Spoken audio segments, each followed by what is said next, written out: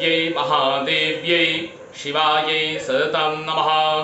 नमः प्रकृत्यै भद्रायै नियता प्रणता स्वताम्। नमस्कार, मैं पंडित सौरभ दीक्षित अपने चैनल पे आपका स्वागत करता हूँ।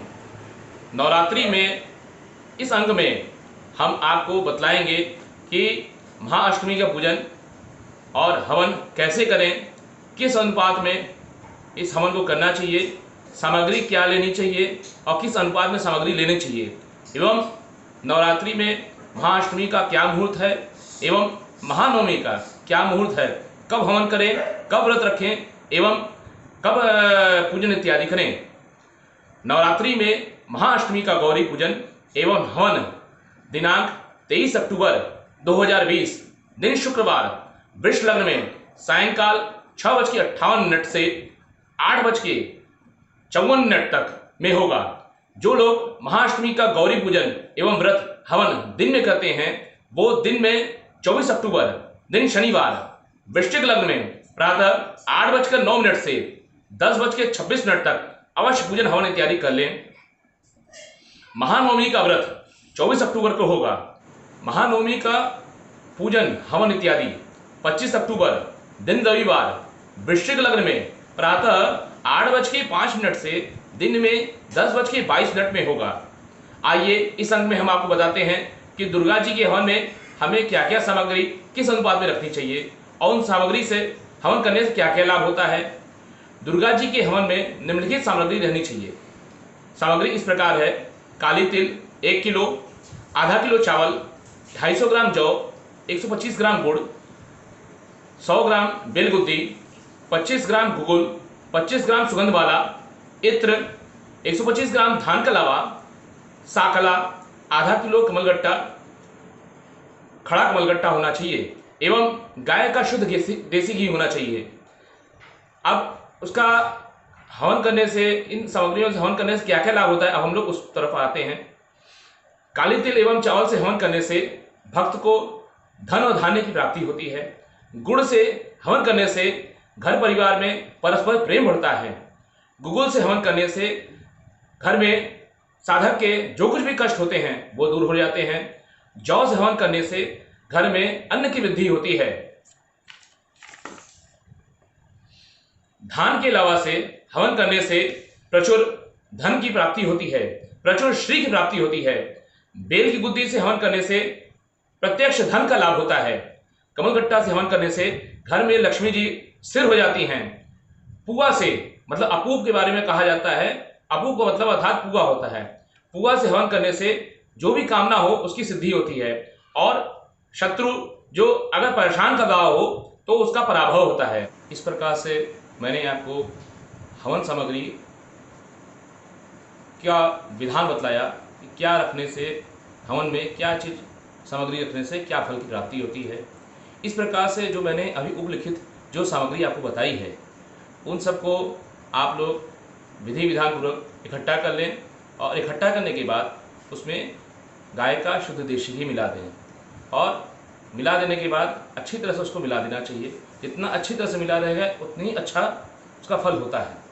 तत्पश्चात उसको एक बड़े बर्तन में रख लें और एक अलग से फूल के कटोरे में, फूल का कटोरा अवश्य होना चाहिए, लोहे के कटोरे में घी नहीं रखी जाती है, तो फूल के कटोरे में ही फूल अथवा कांसे के, फूल अर्थात कांसे के बर्तन में गाय का शुद्ध देसी घी रखना चाहिए और उसमें सुरवा रख दें।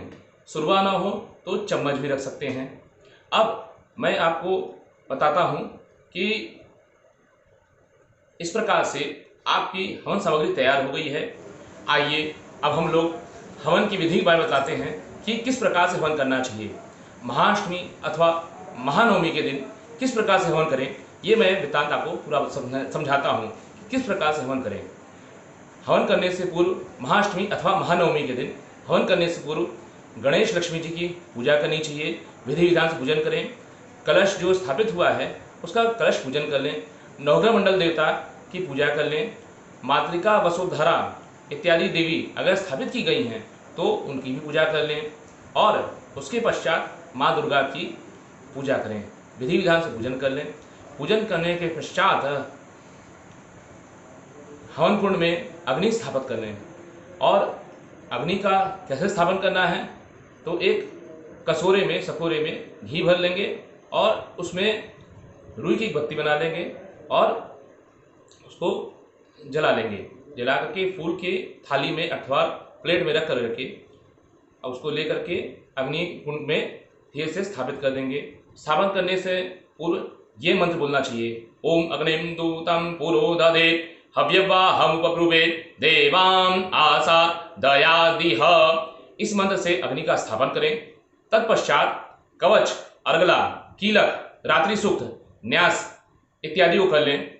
तत्पश्चात गणेश, गौरी, कलश, नवग्रह, मातृका, वसुधरा इत्यादि के हवन मंत्र से उनका हवन कर लें।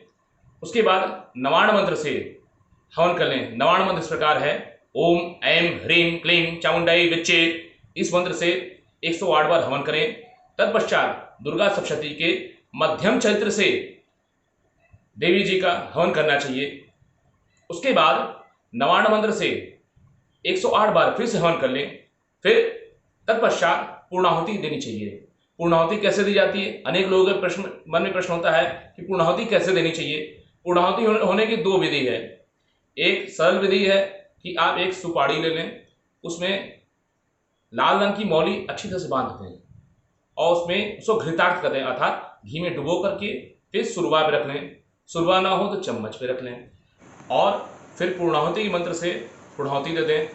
दूसरी विधि यह है कि एक गरी के गोले को काट लें और बीच से काट लेना है।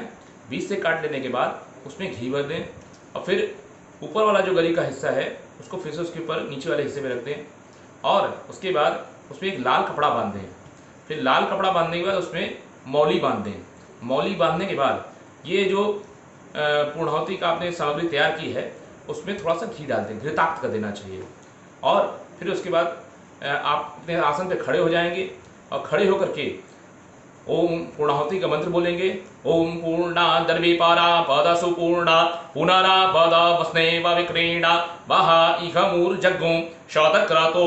इस मंत्र से पूर्णाहुति दे देंगे और पूर्णाहुति देने के बाद साकला इत्यादि हवन सामग्री इत्यादि जो कुछ भी बची हुई है उनको हम लोग थाली में ले करके उलट करके अपनी ओर उलट करके हवन कुंड में डालेंगे। उसके बाद जो कुछ भी घी बचा हुआ है घी भी हम लोग उलट के डाल देंगे। इस प्रकार करने से आपका हवन पूर्ण हो जाता है। हवन पूर्ण होने के बाद सिद्ध कुंजिका स्तोत्र का पाठ अवश्य करना चाहिए, देवी सूक्त का पाठ अवश्य करना चाहिए और फिर उसके पश्चात हम लोगों को आरती करनी चाहिए।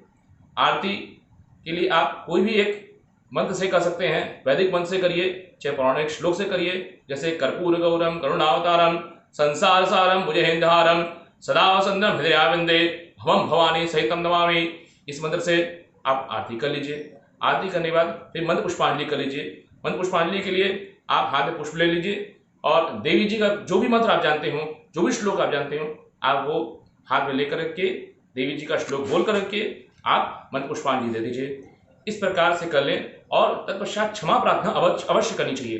बिना क्षमा प्रार्थना किए हवन का पूर्ण फल नहीं मिलता, क्योंकि कहीं भी कुछ त्रुटि हो गई हो तो उसके लिए हम लोग क्षमा देवी से मांग लेना चाहिए। माता बड़ी दयालु हैं। जो भी व्यक्ति श्रद्धा भाव से हवन इत्यादि को करता है, मध्यम चरित्र से हवन करता है, माता दुर्गा उनके घर में धन धान की वृद्धि करती है, दरिद्र को धन की प्राप्ति होती है, बंधन में कोई बंधा हुआ है तो बंधन में छूट जाता है। इसमें कोई भी संदेह नहीं करना चाहिए। माता दुर्गा सभी कामनाओं को पूर्ण करती हैं। जय मां दुर्गा।